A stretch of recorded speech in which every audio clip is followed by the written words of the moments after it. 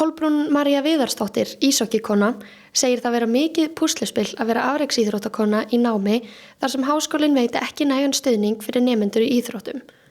Hún spilar íshokki fyrir lið Fjölnis og í íslenska landsliðinu en auk þess hún í mastersnámi í félagsráðgjöf. Þetta er mjög mikið púsluspil. Þetta snýst svolítið meira kannski hvernig það samtvinna því heldur aðstoðin sem veitt frá skólanum og svo frá íshokkíinu. Það er miklu meiri stuðningur frá félaginu heldur en frá skólanum sjálfum. Sérstaklega eins og ég skrifaði BA-ritgerð mína í landsliðsferð. Þannig að maður reynir að gera þetta einhvern veginn og maður veit ekki alveg hvernig maður gerir þetta.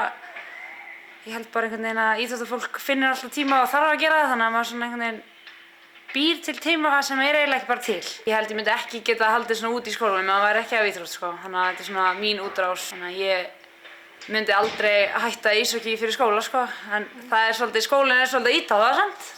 Ég á til dæmis að vera að fara í landsliðsferð núna í byrjun apríl, en þar sem að það er skyldumæting í mastersnámi mitt og megum missa 3 dögum í hverjum áfanga fyrir sig. Við erum alltaf í bara einum áfanga í einu og þau vilja meina að þau vilja ekki gefa undan það á þessari mætingu skyldu.